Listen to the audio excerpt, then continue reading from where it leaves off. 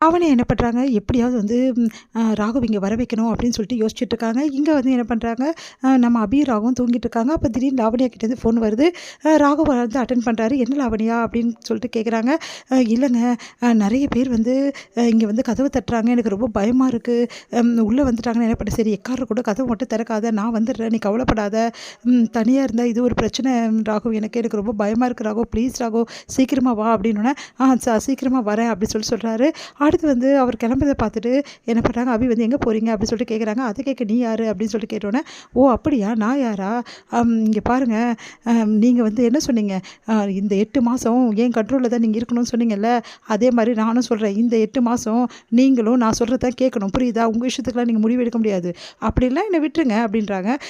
அதுக்கு வந்து செமைய டென்ஷன் ஆயிடுறாரு. "இப்போ எதுக்கு என்கிட்ட சண்டை போட்டுட்ருக்க?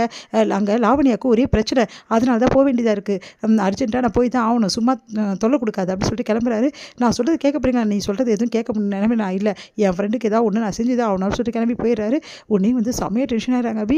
"ஓ அப்படியா, நான் விடவே மாட்டேன்" அப்படின்னு சொல்லிட்டு அபி வந்து ஃபாலோ பண்ணுறாங்க. இங்கே வந்து என்ன பண்ணுறாங்க, லாவண்யா வந்து ரொம்ப டென்ஷனாக இருக்காங்க. உடனே வந்து யார் அப்படி சொல்லிட்டு பதட்டமாக கதவு திறக்கிற மாதிரி திறக்கிறாங்க. உடனே ஓடி வந்து அப்படியே ஹக் பண்ணிக்கிறாங்க. உடனே வந்து, "லாவண்யா, முதல்ல விடு என்ன" அப்படின்றாரு. "என்ன ஆச்சு?" அப்படின்னோடனே, "இது மாதிரி நான் ரொம்ப பயந்துட்டேன் ராகவ். யாரோ வந்துட்டாங்க அப்படின்னு சொல்லிட்டு நினச்சிட்டேன். நிறைய பேர் வந்து கதவை தட்டினாங்க. எனக்கு ரொம்ப பயமாயிடுச்சு. ரொம்ப பயந்துட்டேன். ப்ளீஸ் ராகவ், இன்னைக்கு இங்கேயே தங்கு" அப்படின்னு சொல்லிட்டு கேட்குறாங்க. "இங்கே பாரு, நான் அப்படிலாம் தங்க முடியாது, புரியுதா? நான் பார்த்துட்டேன், இங்கே யாருமே கிடையாது. நீ ரொம்ப பயந்து போயிருக்க. சரி, முதல்ல வந்து தண்ணி குடி, பயப்படாத" அப்படின்னோடனே, "சரி ராகவ்" அப்படின்னு சொல்லிட்டு தண்ணி குடிக்கிறாங்க. "ராகவ், எனக்கு ரொம்ப பயமாக இருக்குது ராகவ். ப்ளீஸ் ராகவ், இன்னைக்கு ஒரு நாள் மட்டும் இங்கே தங்கு ராகவ். நாளைக்கு எந்த பிரச்சனையும் இருக்காது" அப்படின்னு சொல்கிறாங்க. உடனே ராகவ் யோசிச்சுட்டே இருக்கார். "ப்ளீஸ் ராகவ்" அப்படின்னோடனே, "சரி, நான் கொஞ்ச நேரம் இருக்கேன், பார்க்கலாம்" அப்படின்னு சொல்கிறாரு. ராகவ் கிட்ட நெருங்கி வந்து லாவண்யா வந்து உட்காடுறாங்க. தள்ளி போய் உட்கார்றாரு. மறுபடியும் நெருங்கி வந்து உட்கார்றாங்க. "என்ன ராகவ் இப்படி பண்ணுற? நான் வந்து உன்னோட வந்து ஆள் இல்லையா? உன் மனசில் நான் இல்லையா?" அப்படி சொல்லிட்டு கேட்குறேன். "இங்கே பாரு லாவண்யா, இதெல்லாம் பற்றி பேசுறதா இருந்தால் உடனே நான் கிளம்புறேன்" அப்படின்றாரு. "என்ன ராகவ் இப்படி பண்ணுற? நம்ம 2 பேரும் இப்படிலாம் வந்து பேசியிருக்கோம், பழகியிருக்கோம். அப்போ கூட பர்சனலாக எதுவும் நான் பேசுனது இல்லைல்ல உன்கிட்ட" அப்படின்றாரு. அது கரெக்டு தான். இருந்தாலும் ஒரு ஃப்ரெண்டாக பழகணும்ல. நான் வந்து உன் மனசில் இல்லையா? எதுக்காக திடீர்னு நீ கல்யாணம் பண்ணிக்கணும்னு என்னால் தாங்கிக்கவே முடியல தெரியுமா? நான் தவறான முடிவு கூட போயிடலாம்னு நினச்சேன். அப்புறமா தான் யோசித்தேன், எதுக்காக தவறான முடிவுக்கு போயிடணும்? ராகவ் நம்ம உண்மையிலேயே நம்ம மேலே அனுப்பி வச்சிருக்காரு.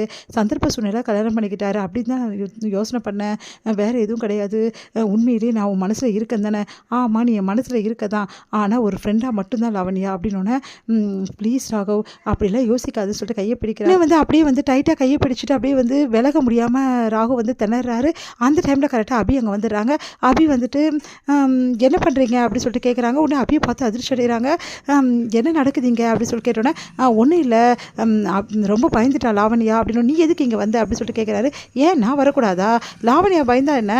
நானும் லாவண்யாவுக்கு ஆறுதல் சொல்கிறேன்" அப்படின்றாங்க. அதை கேட்டு லாவண்யா செமையாக டென்ஷன் ஆகிடுறாங்க.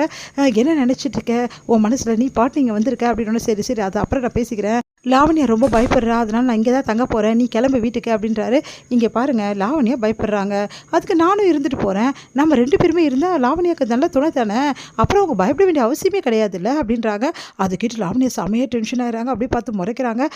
உடனே வந்து ராகவ் சொல்கிறாரு, "எதுக்கு நம்ம 2 பேரும் இங்கே இருக்கணும்? நீ வீட்டுக்கு போ, நான் இருந்துட்டு வரேன்." "அதெல்லாம் முடியாதுங்க, நீங்கள் வந்தீங்கன்னா தான் நான் போவேன், இல்லைன்னா நான் போக மாட்டேன்" அப்படின்னோடனே லாவண்யா பார்த்து செமையாக டென்ஷன் ஆகிறாங்க. "சரி ராகவ், நீ கிளம்பு, எதுவாக இருந்தாலும் அப்புறம் பேசிக்கலாம். இல்லை லாவண்யா, நீ ரொம்ப பயந்து போயிருக்கல, அதெல்லாம் நான் பார்த்துக்கிறேன் ராகவ், ஒன்றும் பிரச்சனை இல்லை. ஏதாவது பிரச்சனை ஃபோன் பண்ணுறேன், நீ கிளம்பு" அப்படின்னோடனே, "இல்லை லாவண்யா, அது வந்து" அப்படின்றாரு. "நான் அதை கிளம்புன்னு சொல்கிறேன்ல ராகவ்" அப்படின்னோடனே, உடனே ராகவ் வந்து கிளம்புறாரு. "வந்து தொலை" அப்படின்றாரு. அபியை பார்த்து, "சரி, நீங்கள் முன்னாடி போங்க, நான் பின்னாடி வரேன்" அப்படின்னு சொல்லிட்டு அப்படியே நேராக வராங்க. லாவண்யா கிட்ட வராங்க. கிட்ட வந்து பலார்னு ஒன்று விட்றாங்க. லாவண்யா அப்படியே கண்ணத்தில் கையை வைக்கிறாங்க. "இங்கே பாரு, உனக்கு இதுதான் மரியாதை. இதுக்கப்புறம் கல்யாணம் ஆன ஆம்பளையை வந்து கூப்பிட்டு, எனக்கு இவ்வளோ பயமாக இருக்குது, அவ்வளோ பயமாக இருக்குன்னு ஏதாவது பண்ண, நான் மனுஷியாக இருக்க மாட்டேன். ராகவ் ஏன் புருஷன், புரியுதா?" அப்படி சொல்லிட்டு போகிறாங்க. அது கேட்டு லாவண்யா செமையாக டென்ஷன் ஆயிடுறாங்க.